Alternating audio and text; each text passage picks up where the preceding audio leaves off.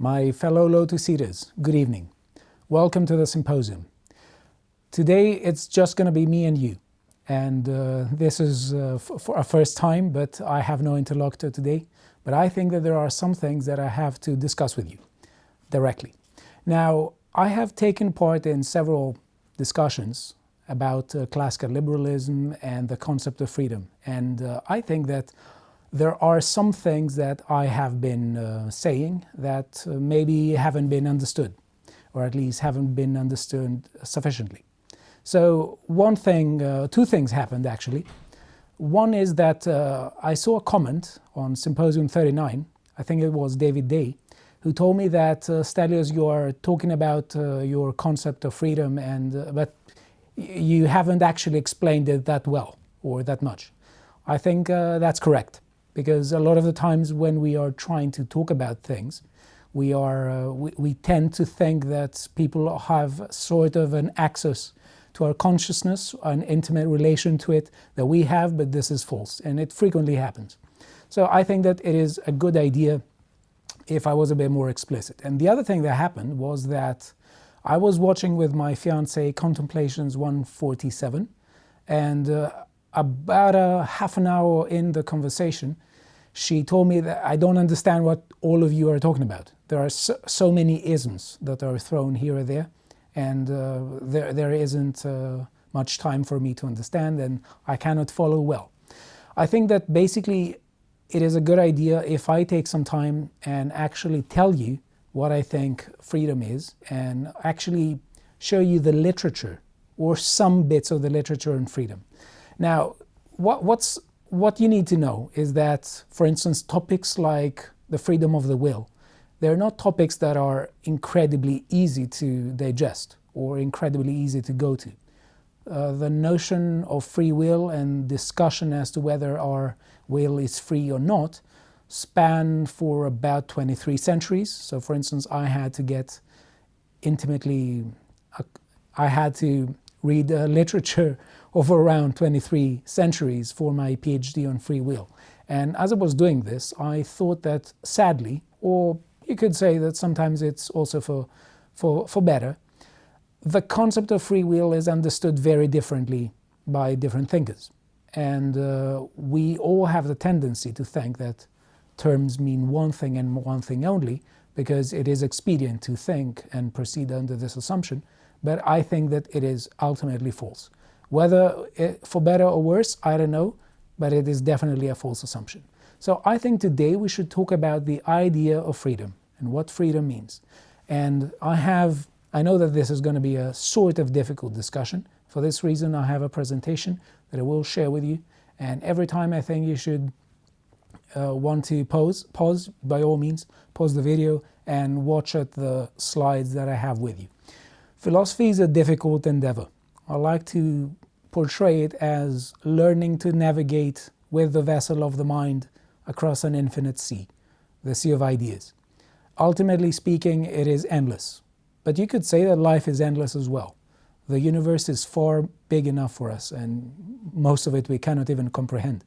And there are good arguments to the effect that we will never be able to comprehend all of it, because we're limited beings and our cognitive capacities are limited despite all the wonders of natural science, philosophy, religion, all of the knowledge we have accumulated from all such disciplines. So by all means today I want to talk to you about the idea of freedom and what it means. So we're gonna have a structure in our discussion, or my presentation. I hope you find this useful. So we're going to have roughly 3 sections. The one is the semantic of freedom. We are going to talk about what the concept of freedom means, and we are going to ask 2 major questions. First of all, what does freedom mean? And also, is it one thing, or are there many kinds of freedom? This is a major discussion that is being had. I haven't made up my mind yet, but I want to show you both sides of the issue. The second section is the politics of freedom, where I'll talk to you about one of my favorite classical liberals, Benjamin Constant, who was a Swiss Protestant, and he was actually a very active person in politics. He was one of Napoleon's main opponents in France. So by all means, you can't say that he was just an abstract theorizer who had no relation with reality and just conceived of abstract ideas and was talking about them all the time.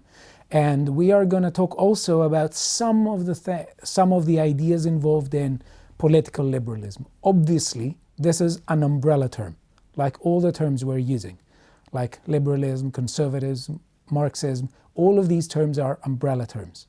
And for also each of the individual terms that feature in them, like for instance the notion of equality, the notion of liberty, the notion of, let's say, reason, and autonomy, they have all sorts of interpretations. So by all means, if you start looking at this, you will be reminded of the image of the fractals, where you try to pinpoint an end into it, but you see no end. It can go down infinitely. That is why I also said that philosophy is something like learning to navigate with the sea of the mind across the infinite ocean of ideas.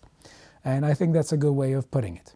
So it's not so much about the ultimate answers, but it's about learning how to live as a human being with a mind that ponders the basic questions that basically all human beings ask.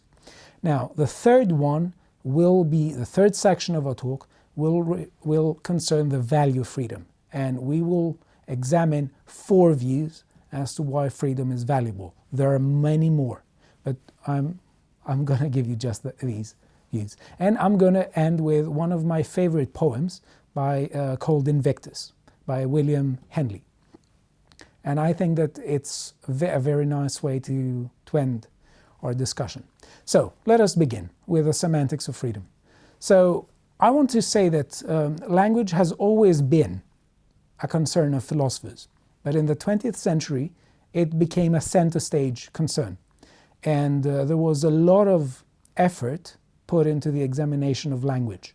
And you could also say ordinary language. There was a trend that said we should emphasize not just on abstract ideas, but on the concrete world within which human beings live, and they use ideas for things such as communication and even personal thinking. But the focus is on the concrete culture that people engage in, the practices they engage in, and within this culture, the kind of language that we use. Now, one of the major figures in the 20th century philosophical scene was Ludwig Wittgenstein. He was born in 1889 and died in 1951, and he was an incredibly influential figure. A lot of people say that his thought was deeply impenetrable because he was a philosopher's philosopher. Someone like Hegel, you could say. In order to understand Hegel, you need to have actually read the history of philosophy. You need to have become intimately aware with the philosophers about which Hegel is writing, as well as intimately aware of key historical facts. Wittgenstein was a bit more methodologically driven. He didn't talk so much about grand theories of history. He was much more focused on the contingent aspects of things, and he did not allow himself to be drawn into such careless generalizations. I think we could safely say something like that. So he was not interested in grand narratives, but what he was interested in was ordinary language and how people spoke. Towards the end of his career, or you could say the middle and end of his career, his more mature work, he gave us a sort of slogan. Now, of course, this is going to be garden variety Wittgensteinianism that I'm going to say, but he said something like, when you are actually inquiring about the meaning of a term, you should not focus on the abstract ways people, on abstract conceptualizations. You should not focus on abstract conceptualizations, but you should focus on how they use it, on how the concept is used within particular practices in particular cultures. So again, you see the focus not in the abstract realm of ideas, but in the concrete world of here and now. So I want you to pause a bit and think of some ways and some sentences in which the notion of freedom features. You could just pause the video and just write some sentences down. And you will see that we use it in all sorts of ways. Let me just say that, for instance, we have several uses. One major distinction is that between normative and descriptive uses. So, for instance, let us talk about the concept of a mother, for instance. This is an interesting example. We could say that we could have these two sentences. First of all, you could say Jill is the mother of Scott. This is one sentence. The next sentence is Jill abandoned Scott. No mother would do that. Now, in both sentences, we seem to be talking about the same concept, the concept of motherhood. But if you look at how we use the concept, we're actually talking about something different. In the first case, the descriptive case, we're talking about a biological mother. In the second case, we're talking about something that is a bit more ethical. We're saying that no mother would act like that, which means that we are using it in a sort of normative sense. We are saying that in order to qualify as a mother, you need to perform some actions with respect to your children. If you don't do this, you're not acting like a mother. Acting like a mother in the second case is not like giving birth. It has to do with how you deal with your children. So this is one major distinction that is really interesting for us to notice. A lot of the times, this applies for the notion of freedom as well. We're talking about freedom. Some people talk about freedom in a descriptive sense, where we're saying this person is free to do X, Y, or Z. And another person would say, well, doing X, Y, and Z is not real freedom. So this is a major distinction that we need to bear in mind. So I took the liberty to show you some sentences where the notion of freedom features. So one is, let's say, Zorba the Greek. In the novel by Kazantzakis. He says, I hope for nothing, I fear nothing, I am free. That's one sentence in which the notion of freedom is used. Sentence number 2, I'm not a slave anymore, I am free. Sentence number 3, I engaged in that activity freely. You could say voluntarily. Sentence number 4, you're free to leave. No one is stopping you. Sentence number 5, you were free to speak up. Why didn't you? Sentence number 6, my decision was free. Sentence number 7, you're not free to steal. Sentence number 8, freedom is not a license. It is not harming yourself. Now, if you examine how the notion of freedom is used, you will see some differences. Now, a lot of the time these differences are unnoticed. Why? Because we are so much preoccupied with the task at hand that we miss all the nuances of what we're doing. Now, a lot of the time people are bored when I bring this up, but there's no alternative. If you actually want to understand how the concept of freedom is used, it doesn't matter if we don't have time. There's no alternative. There's no shortcut. So, let me just say here, in sentence 1, freedom is used to capture something distinctive, like a freedom as an inner state of the soul. We could say that this is not something unique in Western culture. For instance, we could say that the concept of nirvana is such a state of the mind or such a state of the soul, and it is closely connected with freedom from the cycle of rebirth and death. So we frequently used the notion of freedom to capture something like inner freedom, something like the ataraxia that Stoics and Epicureans were talking about. And in that sense, we could be saying that someone can be free even if one is a slave, because being a slave is compatible with being in that state of mind where you, for instance, hope for nothing or fear nothing. Now, a lot of the time, some people have criticized this notion as freedom enough. I think that it is a kind of freedom. It is not the only one, and it is sort of the last resort. I think it is a worthy aim for people who are, for instance, incarcerated, and for people who don't think that it is likely to break free. Now, sentence 2, I am not a slave anymore, I am free. Here, freedom is used to capture something like a social status.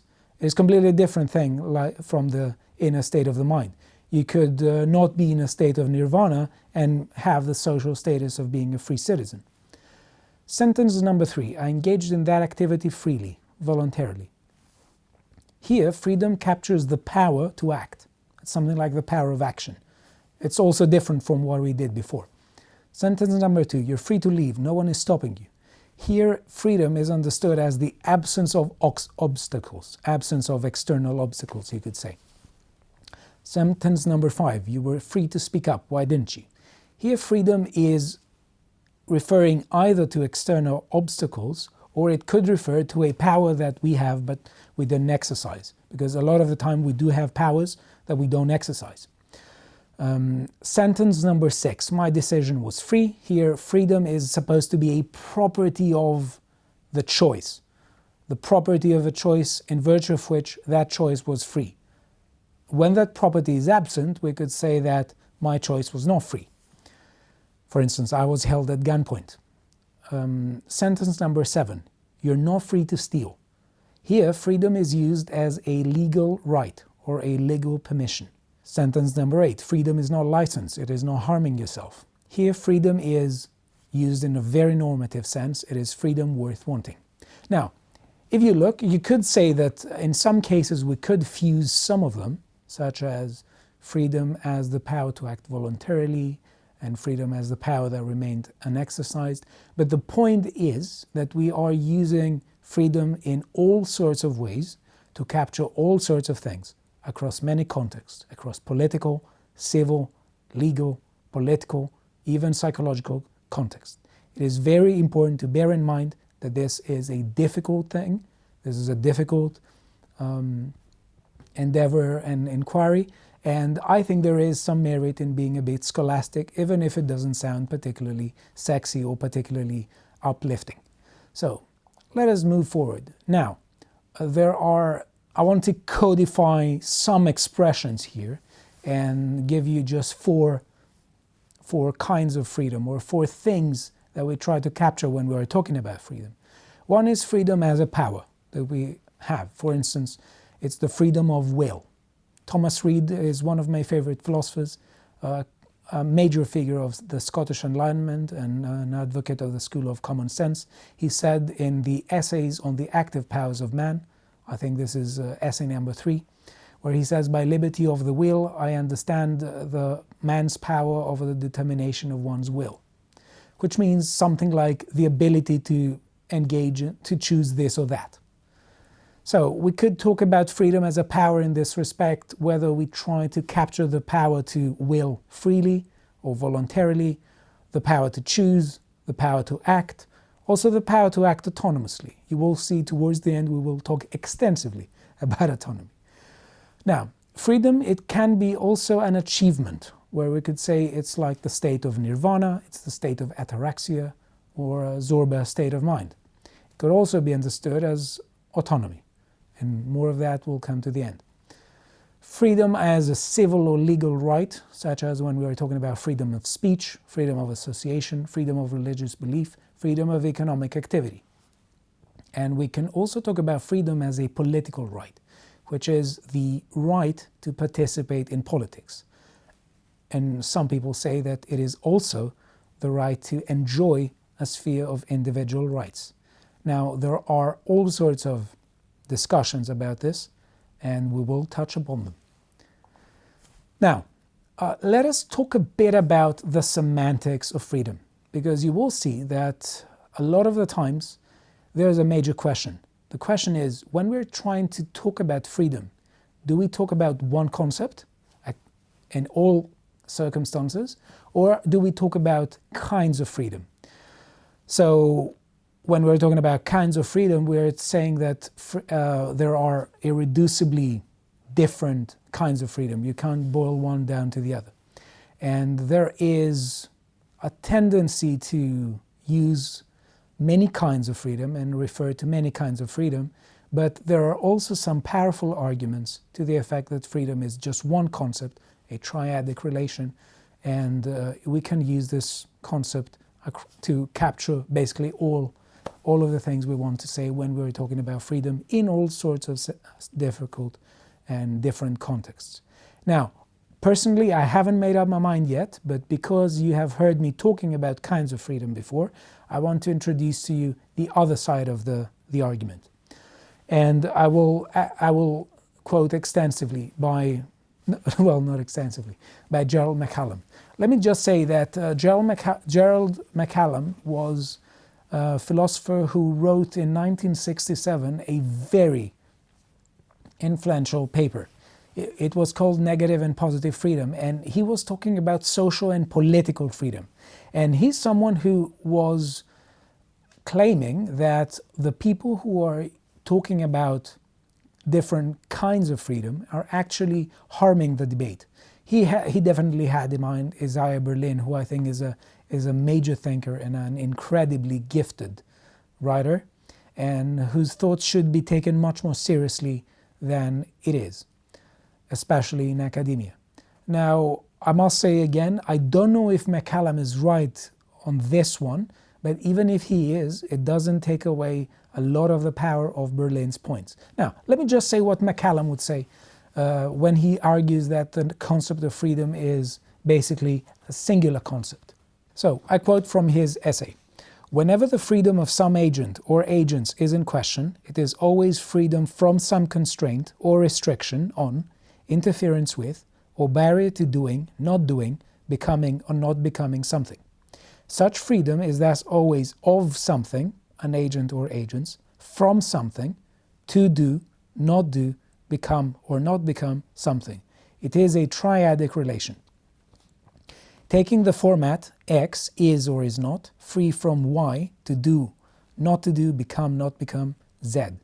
X ranges over agents, Y ranges over such preventing conditions as constraints, restrictions, interferences, and barriers, and Z ranges over actions or conditions of character or circumstance. When reference to one of these three terms is missing in such a discussion of freedom, it should be only because the reference is thought to be understood from the context of the discussion. So, what McCallum is saying is that we shouldn't talk about different kinds of freedom. Freedom is one thing. It is always a triadic relation between a person, the bearer of freedom, and potential obstacles as well as potential actions.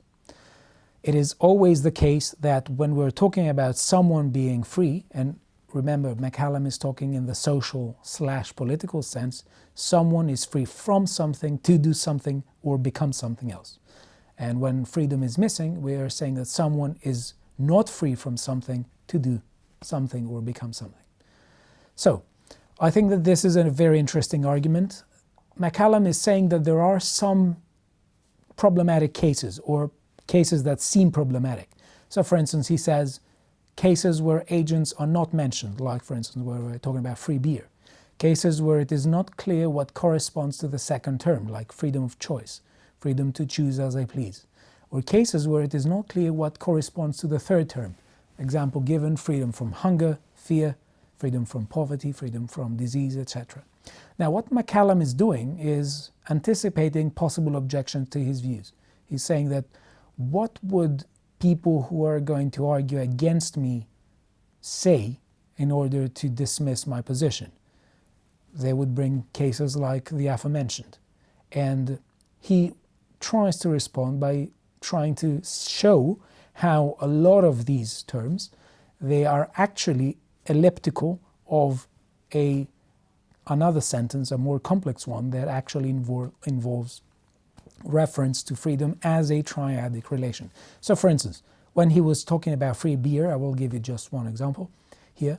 He was saying that when we're talking about free beer, what we mean is that people are free from the traditional constraints of the market in order to enjoy and dispose beer. So that's a good thing. Now, another case where he's talking about cases where it is not clear what corresponds to the second term, like freedom of choice. What he would say here, that this is basically a short way of saying, it is a sort of linguistic shortcut to saying, well, there is a person who is free to choose or not choose something, and is also free from obstacles that would prevent him or her from making the relevant choice. And the same happens to freedom to do as I please. Now, let us talk a bit about the semantics of freedom now. So McCallum thinks that basically his triadic relation, his conception of freedom as a triadic relation is really strong enough. And he thinks that basically it is actually going to help us a lot navigate across the political discussion. What he says is the following. If we are to manage these divergences sensibly, we must focus our attention on each of these variables and on differences in views as to their ranges. Until we do this, we will not see clearly the issues which have in fact been raised, and thus will not see clearly what needs arguing. In view of this need, it is both clumsy and misleading to try to sort out writers as adherents of this or that kind or concept of freedom. We would be far better off to insist that they all have the same concept of freedom as a triadic relation, thus putting ourselves in a position to notice how and inquire fruitfully into why they identify differently what can serve as agent, preventing condition, and action, or state character vis-a-vis issues of freedom. But he does not think that this is the final say over the matter. What he says, unfortunately, even if this basis of distinction between positive and negative freedom as two distinct kinds of or concepts of freedom is shown to collapse, one has not gotten very far in understanding the issues separating those philosophers or ideologies commonly said to utilize one or the other of them. One has, however, dissipated one of the main confusions blocking understanding of these issues. In recognizing that freedom is always both freedom from something and freedom to do or become something, one is provided with a means of making sense out of interminable and poorly defined controversies concerning, for example, when a person really is free, why freedom is important, and on what its importance depends. I think that this is the final slide we're going to talk about when we're talking about the semantics of freedom. Some people say that there are many kinds of freedom, that they are different, irreducibly different. You can't boil one to the other. There's nothing common across there's nothing common that all kinds of freedom contain. But someone like McCallum would say, no, when we are talking about freedom, we are talking about the same thing. We do mean the same thing. To watch the full video, please become a premium member at lotuseaters.com.